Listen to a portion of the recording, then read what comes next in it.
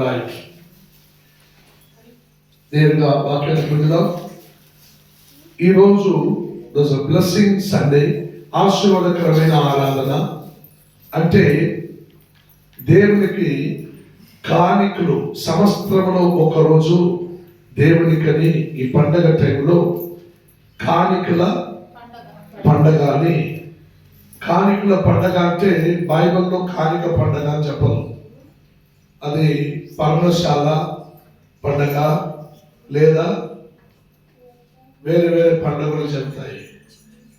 ఆ పండగ దినములలో వారు మోసుకొని వచ్చి ప్రభుని సముఖంలో పెడతారు. 7వ నెల, 10వ నెల, 12వ నెల అని. ఆ ప్రకారం ఈ 12వ నెల ప్రభుని సముఖంలో కానికుల వారం, కానికుల పండగ అని మనం ఏర్పరచుకున్నాం. హల్లెలూయా. రైట్, నేరుగా వాక్యాన్ని వెళదాం. కానికల పండగ దినమున మీరు మిమ్మల్ని మొదలుగా అర్పణ చేసుకోండి. తర్వాత మీరు తెచ్చి ప్రభుకు సమర్పించండి. హల్లెలూయా. మీరు ఎక్కడో ఉండకొని మీ మనస్సు మాత్రం ఇక్కడ ఉంచితే చాలు. మీతో పాటు మీ మనస్సు కూడా ఇక్కడ ఉంటే ఆశీర్వాదానికి పాత్రలు అవుతారు. హల్లెలూయా.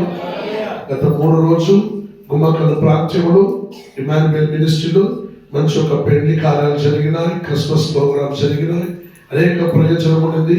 కృపాసన్న మినిస్ట్రీ హైదరాబాద్ నుండి ఒక దైవ సేవకుడు వచ్చి చక్కటి వాగ్దానము పలకరించాడు.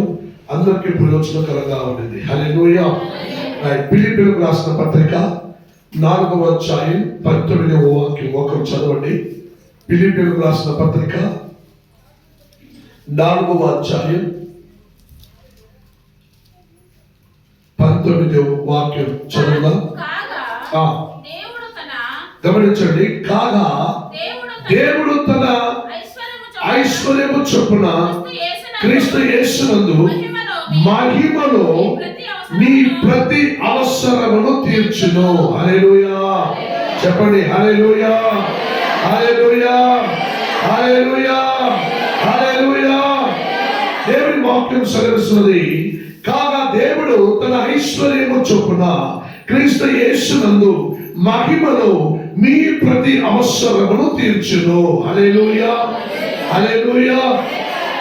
పండగ, కానికల పండగ అంటే అనేకులు కొందరు ఏం చేస్తారంటే ఆ రోజు సంవత్సరం అంతా ఆ కంపెనీలో, ఆ ఫ్యాక్టరీలో, ఆ వ్యాపారంలో, ఆ బిజినెస్ లో, ఆ పంటలో, వారి కుటుంబంలో కుటుంబంలో వచ్చిన ఆదాయంలో అన్నిట్లో లెక్క పెట్టి వాళ్ళు ఏం చేస్తారంటే ఒక భాగమును తెచ్చి దేవుని మందిరంలో పెడతారు. హల్లెలూయా, హల్లెలూయా. ప్రతి విషయంలోనూ ఒట్టి డబ్బుల విషయంలో మాత్రమే కాక ఆ జనాలు ఏం చేస్తారంటే ఆ నాడిలో ఫ్యాక్టరీకి పోయే వాళ్ళు ఎవరు లేరు, సంపాదన వచ్చే వాళ్ళు ఎవరు లేరు. అంటే ఎద్దులు, బర్రెలు, గొర్రెలు, ఆవులు అని కోళ్ళు ఇవన్నిటిలో ఆ సంవత్సరం అంతయు ఆ గొర్రెల మందలో ఒక 10 గొర్రెల మందలో ఒక 10 గొర్రె పుట్టిందంటే అందులో ఆ సంవత్సరంలో ఒక గొర్రెని తెచ్చి మందిరంలో వదిలి పెడతారు. హల్లెలూయా. ఒక ఆవు తెచ్చి మందిరంలో వచ్చిన ఆవుని మందిరంలో తెచ్చి వదిలి పెడతారు. కోళ్ళు తెచ్చి మందిరంలో వదిలి పెడతారు. హల్లెలూయా. అలా వదిలిపెట్టి ఇవన్నీ ఈ సంవత్సరం నాడిన ఈ చిరు కాని దేవుని సముఖంలో అప్పగిస్తారు. హల్లెలూయా, హల్లెలూయా. ఆ ప్రకారం అనేక ప్రజలు చేయవలసిన కార్యాలని మనం ఈరోజు చేయబోతున్నాం. అందుకే ఈ వాగ్దానం సెలవిస్తున్నది. కాగా దేవుడు తన ఐశ్వర్యము చొప్పున క్రీస్తు యేసునందు తనలో ఉన్న మహిమ ద్వారా మీ ప్రతి అవసరమును తీర్చును. హల్లెలూయా, హల్లెలూయా, హల్లెలూయా. గమనించండి. ఈ వాక్యం పలకరిస్తున్న ప్రకారం మత్తయి సువార్త 9వ అధ్యాయం 22వ వాక్యం చదవండి. మత్తయి సువార్త 9వ అధ్యాయం 22వ వాక్యం.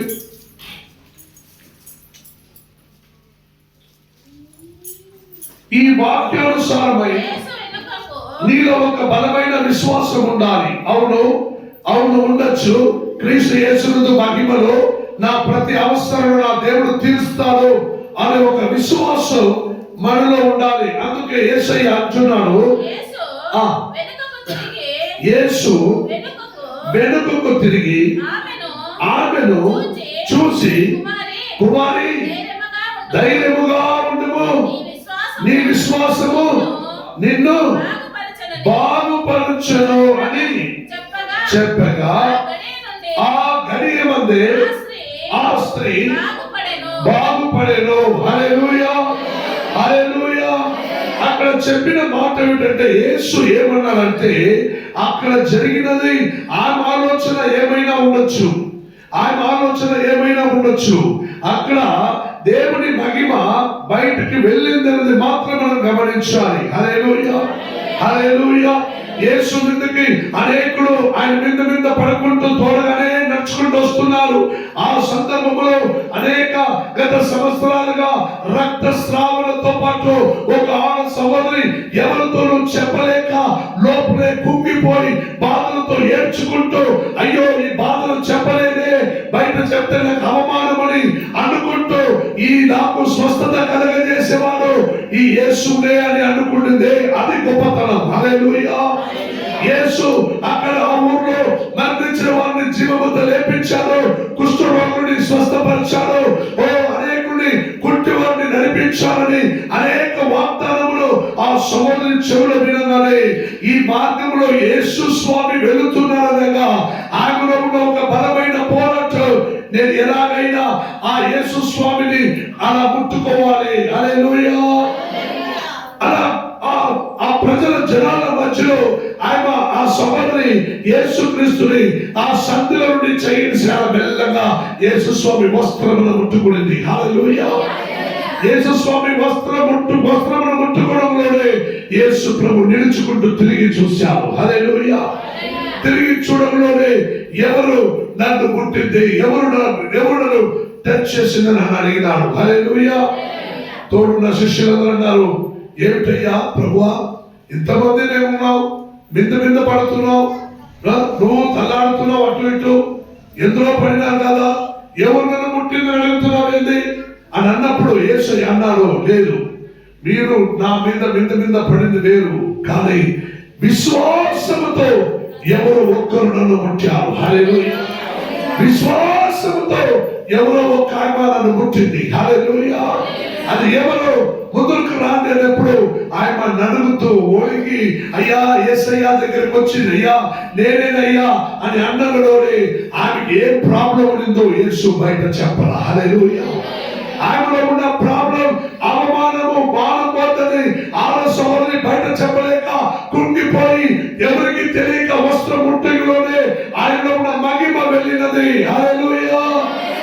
యేసు అందరి ముందుగా ఆ సహోదరికి ఉన్న సమస్యలను చెప్పరా, నువ్వే కదా, నీ విశ్వాసం గొప్పది, పో అని అన్నాడు. హల్లెలూయా.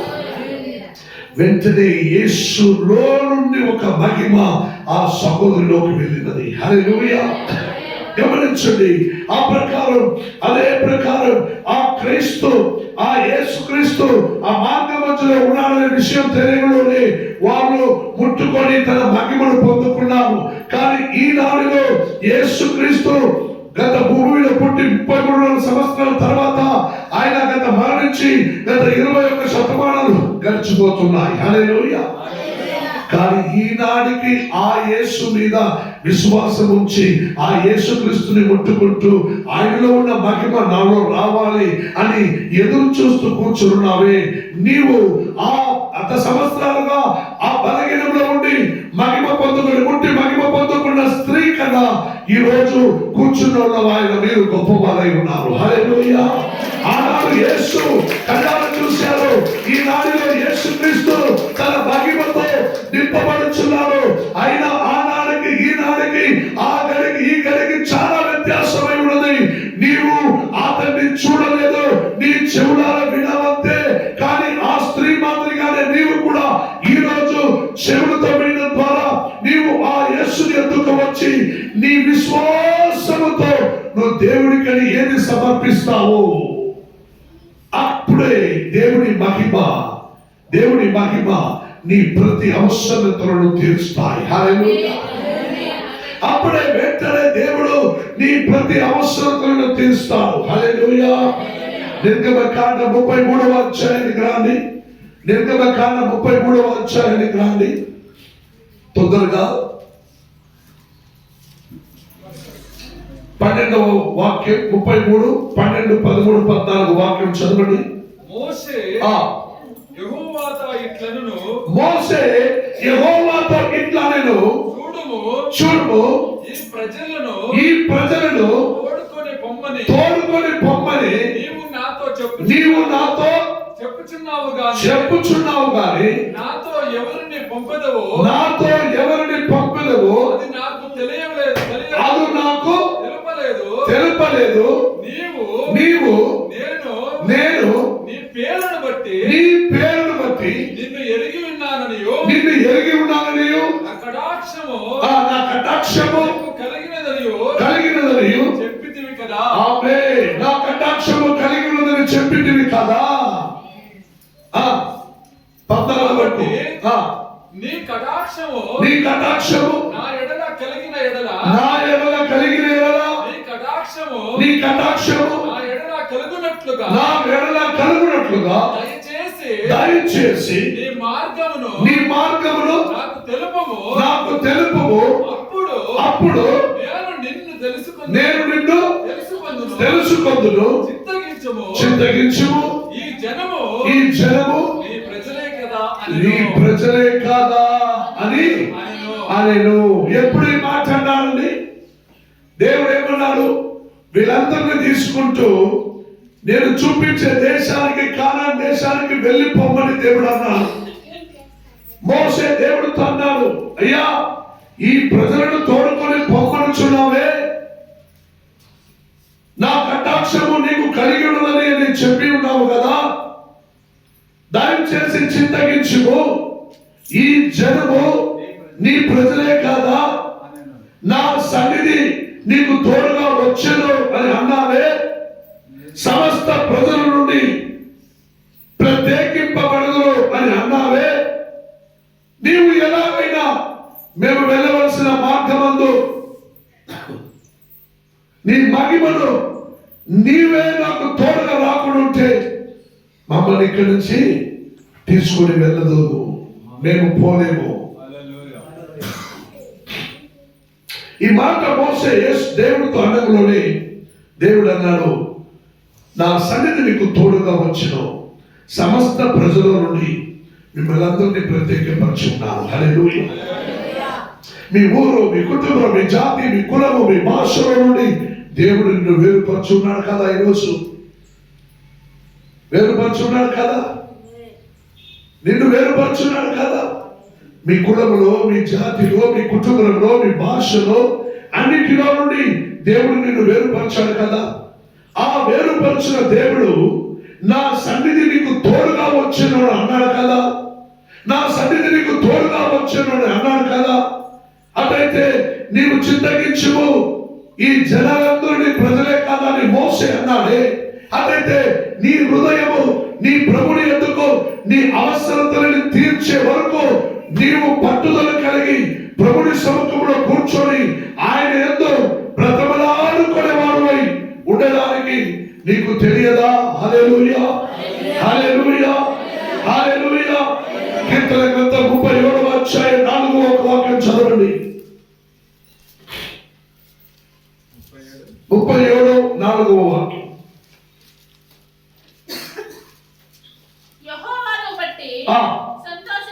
గమనించండి, నిన్ను నీ అవసరతలను తీర్స్తానని చెప్పిన వాడు, నిన్ను నీ వారిలో నుండి వేరు చేసిన వాడు, ఈ కులముల నుండి, పూజల పురస్కారముల నుండి, నేను అన్ని ప్రభావిక ఈ లోకరీత్యైన వ్యవహారముల నుండి నిన్ను వేరుపరిచిన వాడు అంటున్నాడు. ఏమిటని చదవండి.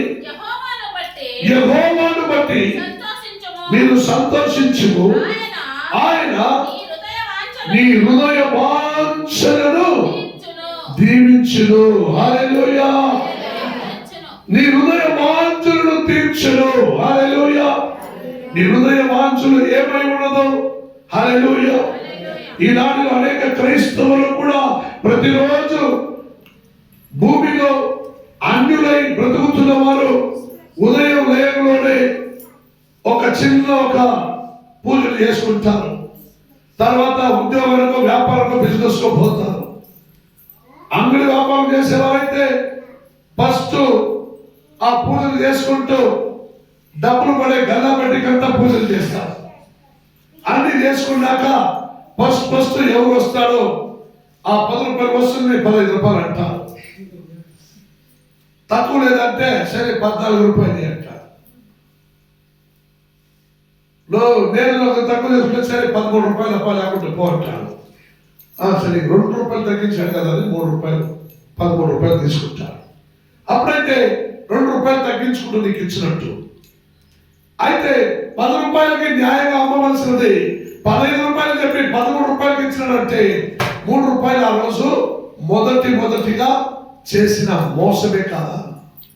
ఈ మొదటిగా నువ్వు చేసే ఈ మోసానికి నువ్వు దేవుడికి పూజించొచ్చి నువ్వు గల్లా పట్టికంతా పూజలు చేసి ఎవరు వస్తారో అని ఎదురు చూస్తూ వారికి 10 రూపాయల సొమ్ముని 15 రూపాయలని నువ్వు 13 రూపాయలకి ఇస్తున్నావంటే ఇంకా నువ్వు మొదటి మోసమే కాదా? అటువంటి నీ జీవితంలో ఎటువంటి మొదటి మోసము కానీ చివరి మోసము కానీ నీ జీవితంలో జరగకూడదు. హల్లెలూయా. జ్ఞానం ఒక్కడికి కొదవైతే వారు నా యొద్దకు వచ్చి అడుగును గాక, నేను వారికి జ్ఞానమును అనుగ్రహించెదను అని దేవుడు అంటున్నాడు. నీకు జ్ఞానము కొదవైతే నువ్వు దేవుని మందిరములకు వచ్చి జ్ఞానమును పొందుకో. అప్పుడు ప్రతి విషయంలోనూ నువ్వు జాగ్రత్త పడతావు. హల్లెలూయా. ఎక్కడ ఎవరి దగ్గరికి వెళ్ళి మోసపోవకుండా దేవుడు నిన్ను కాపాడుతాడు. హల్లెలూయా. ఆ వస్తువును గురించి దేవుడిని ఆల్రెడీ ఆలోచన ఇచ్చి ఉంటాడు. ఈ వస్తువు 10 రూపాయలే, దీనికి 15 రూపాయలు చెప్పి ఆయన 2 రూపాయలు తగ్గించినట్లుగా 13 రూపాయలు అంటున్నాడు. కానీ రేటు 10 రూపాయలే. నువ్వు మోసపోవకు, వెళ్ళిపోయి నుంచి వేరే చోటుకొని. హల్లెలూయా. ప్రతి చిన్న విషయంలో కూడా నీ అవసరము తీర్చడానికి నా దేవుడు నీ దగ్గరే ఉన్నాడు. అందుకే ఆయన అంటున్నాడు, యెహోవాను గురించి నువ్వు సంతోషించుము, ఆయన నీ హృదయ వాంఛలను నీ హృదయ వాంఛన ఏమై ఉన్నది అవన్నీ తీర్చెదను. హల్లెలూయా. నీ హృదయ వాంఛలని. ఆమేన్. హల్లెలూయా. అందుకే ప్రియమైన దేవుని వాక్యం సెలవిస్తున్నట్టు దేవుడు తన ఐశ్వర్యము చొప్పున క్రీస్తు యేసునందు తన మహిమ ద్వారా నీ ప్రతి అవసరము తీర్చునని వాక్యం సెలవిస్తున్నాయి. ఈనాటికి ఈ వాగ్దానం నీ ప్రతి అవసరము తీర్చును గాక. హల్లెలూయా. 121వ కీర్తన 7వ వాక్యం చదివి చూడండి. భక్తులు అంటున్నారు, అలా నువ్వు విశ్వాసం ఉంచి వాడవైతే, అలా విశ్వాసంతో నువ్వు ఎన్నో సంవత్సరాల నుండి దేవుడికి ఏదైనా చేయాలనుకుని మొక్కుబడి చేసుకున్నావా, లేదా దేవుడి కోసం ఏదైనా చేయాలనుకుంటున్నావా, నీ వల్ల కాలేని స్థితి అయి ఉన్నదా, ఈ రోజు తీర్మానం చేయి. దేవా, నేను అనుకున్నట్టుగా ఏదో నా శక్తి కొద్ది నీ చేతులు అప్పగిస్తున్నాను. ఈనాడు ప్రభువా, నీ ఐశ్వర్యము చొప్పున క్రీస్తు యేసు మూలమై పరిశుద్ధాత్మ ద్వారా నీ మహిమతో పాటు నా ప్రతి అవసరమును తీర్చుము దేవా అని ప్రార్థించు. హల్లెలూయా. నీ ప్రతి అవసరమును తీర్చుము దేవా అని ప్రార్థించు. ఆయన సెలవిచ్చినట్టుగా నీ విశ్వాసం ధైర్యముగా ఉండే. నీ విశ్వాసము నిన్ను బాగు చేయను. హల్లెలూయా. నీ విశ్వాసము నిన్ను గొప్పగా చేయను. నీ విశ్వాసము నిన్ను మేలు చేయను. నీ విశ్వాసం నిన్ను అధికం చేయను. నీ విశ్వాసం నిన్ను అధికారిగా చేయను. హల్లెలూయా. నీవు కొంచెంలో నమ్మకస్తులైతే అధికంలో అధికారిగా మార్చాలని దేవుడు అన్నాడు. హల్లెలూయా. నువ్వు కొంచెంలో నమ్మకస్తులై ఉండు. దేవుని విషయంలో, ఒక చిన్న విషయంలో, దేవుని కొరకు ఇచ్చే విషయంలో నువ్వు నమ్మకస్తులై ఉండు. దేవుడు అన్నాడు, ఒక సంఘంలో అనేకులు కానుకలు వేయగా దేవుడు అన్నాడు, అనేకులు హెచ్చుగా కానుకలు వేశారు. ఒక వయసైన ముసలి దాకా, ఒక ముసలిది, ఒక విధవ స్త్రీ ఆ స్థలం వచ్చి ఉన్న 2 కానుకలు నాణ్యాన్ని కానుకలుగా పెట్టింది. హల్లెలూయా. అవి యేసు గమనించాడు. అప్పుడు ప్రజవాళ్ళతో అందరితో అన్నాడు, ఇక్కడున్న వారి కన్నా ఈ విధవ స్త్రీ, ఈ పేద స్త్రీ తన జీవిత ఆధారాలను కని ఈనాడికి జీవన ఆధారాలను కని పెట్టు పెట్టుకున్న 2 నాణ్యాలని ఆయన ఇచ్చిందంటే ఇక్కడ ఉన్న వాళ్ళకన్నా గొప్పగా దేవుడి కోసం ఇచ్చిన స్త్రీ ఈమె అని దేవుడు అన్నాడు. హల్లెలూయా. ఇవి యేసుక్రీస్తే స్వతహా అన్నారు. అక్కడున్న వాళ్ళందరికీ నేను కట్టుకట్టులుగా ఎన్నో డబ్బులు వేస్తాను, నేను గొప్పవాడు కాదు, ఈ పేద స్త్రీ విధవరాలు, ఈ దరిద్రము ఈ మంచి 2 రూపాయలు కాணிకలిస్తే అది గొప్ప కాணிకగా మారిందా అని వారందరూ మనసులో అనుకొని ఉంటారు. హల్లెలూయా. కానీ దేవుడు అన్నాడు, అవును, మీరు ఎంతగా ఇచ్చినా, మీరు కోట్లు తెచ్చినా, మీరు కోట్లు ఇచ్చినా తనకని ఉన్న 2 నాణ్యం. ఇప్పుడు వేరే ఏమీ లేదు ఆయనకు ఆధారం. ఇప్పుడు వెళ్ళిపోయి ఏదైనా తినాలన్నా కూడా ఆయనకి ఏమీ లేదు. ఓ నేను ఉన్నా సరే, నేను సచ్చినా సరే, ఈ ఉన్న 2 నాణ్యము నా దేవుడు కలిగించి ఆయన వెళ్ళిపోయింది. అందుకే దేవుడు అన్నాడు, ఇప్పుడున్న వాళ్ళకన్నా ఈ స్త్రీయే అధికంగా దేవుడి కలిగించింది అని. హల్లెలూయా. నువ్వు ఎంత ఇస్తున్నావు, ఏమి ఇస్తున్నావు అనేది కాదు, నువ్వు ఎలా ఇస్తున్నావు, ఏ అవసరముతో, ఏ మనసుతో, ఏ ఒక దానముతో, ఏ ఒక భయముతో, ఏ ఒక భక్తితో నువ్వు దేవుడికి ఇస్తున్నావని దేవుడు చూస్తున్నాడు. హల్లెలూయా. అందరూ చూడాలి. మన మధ్యలో అప్పుడప్పుడు ఒక ఆయన వస్తాడు, దేవుడు ఆయనకి జీవములు పోసినాడు, మరణించాల్సిన మనిషి జీవముతో లేచినాడు. హల్లెలూయా. కరోనా కాలంలో ఓ భయంకరమైన వ్యాధిలో హాస్పిటల్లో తీసుకెళ్ళండి, ఇవి మా వల్ల కాదు, తీసుకెళ్ళండి అన్నప్పుడు కరోనా కాలంలో పోయి మోకరించి కన్నీళ్లతో ప్రార్థన చేశాను. ఆ మనిషికి దేవుడు జీవం ఇచ్చాడు. హల్లెలూయా. వారి అక్క చెల్లెలందరూ పాలు పోస్తా ఉండి నోటిలో చచ్చిపోతాడు, ఇంకా మట్టి వేసి మనం వెళ్ళిపోదామని. హల్లెలూయా. అటువంటి వ్యక్తి ఒక సహోదరుడు విశ్వాసంలో ఉండేవాడు, అయ్యా మీరు దయచేసి రాగలరా, ఇటువంటి వారి కోసం ప్రార్థన చేయాలయ్యా. నేనన్నాను, ఈ కరోనా కాలంలో నేను రాలేని స్థితి, వారిని ఇక్కడికి తీసుకురాని అంటే వారు రాలేదయ్యా, హాస్పిటల్ నుండి తీసుకొని పంపని బయటికి పంపించాలయ్యా, ఇక మరణం అని చెప్పేస్తారయ్యా. అందరూ పాల్పోస్తున్నారయ్యా. వెంటనే వెళ్ళి మోకరించి కన్నీళ్లతో ప్రార్థన చేసిన వెంటనే దేవుడు ఆ పాలు పోస్తున్న వ్యక్తికి జీవమును పోశాడు. హల్లెలూయా. జీవమును పోశాడు. ఇప్పుడు ఆ వ్యక్తి ఇప్పుడు ఎక్కడ చూసినా, నేను వ్యాధిలో ఉన్నప్పుడు చేసిన కొన్ని అప్పులు తీర్చడానికి నేను ప్రయాసపడుతున్నాను, కొన్ని రోజులకి నేను సంఘానికి రాలేను, నేను కొంచెం ఊరు తిరిగి సంపాదన చేయాలని వెళ్ళిపోయినాను. ఎప్పటికైనా ఇక్కడ వస్తే ఆయన ఎలా కానికలిస్తానంటే అందరూ చూడాలి, అలాగా ఒక 500 రూపాయల నోటు ఇలా తెచ్చి ఇలా ఇస్తాను, అందరూ చూసే మాదిరిగా. హల్లెలూయా. అప్పుడే నీ ప్రతిఫలం పోయింది. హల్లెలూయా. అప్పుడే నీ ప్రతిఫలం. కానికుడిని నీ చేతులు దాచుకుంటూ నీ హృదయానికి మాత్రమే తెలియాలి. నువ్వు దేవుని దాసుల చేతులు పెట్టగా అది తర్వాత దేవుని దాసులకు తెలియాలి. నీలో ఉండేది దేవుని దాసులకు తెలిసిన తర్వాత అవి నాకు తెలుస్తాయి, నేను నీ అవసరతలను తీరుస్తానని దేవుడు అంటున్నాడు. ప్రియమైన దేవుడులారా, 121వ అధ్యాయం 7వ వాక్యం చదవండి. దేవుడు అంటున్నాడు, అప్పుడు 121:7 నిన్నను ಎಲ್ಲಾ ಕೇಡಿನಿಂದ ತಪ್ಪಿಸುವನು, ನಿನ್ನ ಪ್ರಾಣವನ್ನು ಕಾಯುವನು, ನೀನು ಹೋಗುವಾಗ ಬರುವಾಗ ಇಂದಿನಿಂದ ಸದಾಕಾಲವು ಯೆಹೋವನು ನಿನ್ನನ್ನು ಕಾಪಾಡುವನು. ಹల్లೆಲೂಯಾ. హల్లెలూయా. హల్లెలూయా. తెలుగులో ఏ అపాయము రాకుండా యెహోవా నిన్ను కాపాడును, ఆయన నీ ప్రాణమును కాపాడును. ఇది మొదలుకొని నిరంతరము నీ రాకపోకల యందు యెహోవా నిన్ను ఆమేన్. హల్లెలూయా. హల్లెలూయా. హల్లెలూయా. ఈ దినం మొదలుకొని నిరంతరము దేవుడు ఈ రోజు నిన్ను గమనించబోతున్నాను. నువ్వు ఎంతవరకు దేవుని కొరకు అప్పగించుకుంటున్నావు, నువ్వు ఎంతవరకు దేవుడికి సమర్పిస్తున్నావు, నువ్వు ఎంతవరకు దేవునికని ఇవ్వాలనుకుంటున్నావు. నేను గతసారి చెప్పిన ప్రకారం ఏదో కొంచెం ఇందా పోతే పోనీ నుంచి తీసుకునే దానికి నా దేవుడు దరిద్రుడు కాదు. హల్లెలూయా. నీ దరిద్రత్వమును మోసుకున్న దానికి వచ్చిన సిలువలో మరణించి ఆయన నీ కోసం దరిద్రుడుగా మారేది నిజమే.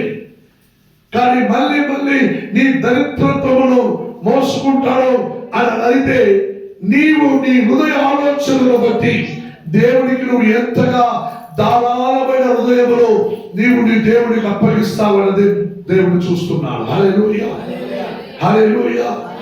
సో నీ ప్రతి అవసరతలను తీర్చాలంటే నీ విశ్వాసం నీలో గొప్పగా ఉండాలి. నీ విశ్వాసం నీలో గొప్పగా ఉంటే దేవుడు నీ ప్రజలను తోడుకొని పొమ్మని, మిమ్మల్ని అందరినీ తీసుకొని పొమ్మని, మిమ్మల్ని అందరినీ తీసుకుంటూ తన రాజ్యానికి రమ్మని నీ దైవ దాసులతోడు దైవ ప్రవక్తలతోడు నీ దేవుడు ప్రవర్తించేవాడై ఉన్నాడు. హల్లెలూయా. నా కటాక్షము నీకు కలిగినదని చెప్పినవి కాదా? చిత్తగించుకొచ్చి ఈ జనము నీ ప్రజలే కాదా? నీ సన్నిధి నా సన్నిధి నీకు తోడుగా ఉండను వచ్చాను అన్నావే. సమస్త ప్రజల నుండి ప్రత్యేకింపబడిన ప్రజలు వీళ్ళు కాదా అని ప్రతినిత్యము మీకోసం ప్రార్థించేవాడమై నేను ఉంటాను. హల్లెలూయా. నువ్వు ఆదుకున్న జనాంగములు కాదా? నా విశ్వాసులందరూ నువ్వు తెలుసుకున్న ప్రజలు కాదా? ఎందుకు వీరుడు బట్టి ఇక్కడ నేను ప్రభా సేవ చేయబడుచున్నది? ఎందుకు ఇక్కడ ఒక సంఘం నడవబడుచున్నది? ప్రభా నేనేదైనా ఫ్యాక్టరీ ఉద్యోగం చేయించున్నామా? లేదే. వీళ్ళందరినీ ఏది ఆరాధన సంఘస్థులలో అందరినీ కూడా తోడుగా తీసుకుంటూ నీ రాజ్యానికి ప్రవేశించడానికి నేను ప్రతినిత్యము సిద్ధపరచుకుంటున్నానని దేవుడితో మొదలుపెడతాను. హల్లెలూయా. నీ అవసరతలను తీర్చడానికి నా దేవుడు ఉన్నాడు. నా దేవుని మందిరము, నా దేవుని దాసులను అవసరతలను తీర్చడానికి మీరు విశ్వాసము కలిగిన వారువై మీరు సమకూర్చుకున్న దేవుడు మిమ్మల్ని దీవించును గాక. ఆమేన్, ఆమేన్, హల్లెలూయా.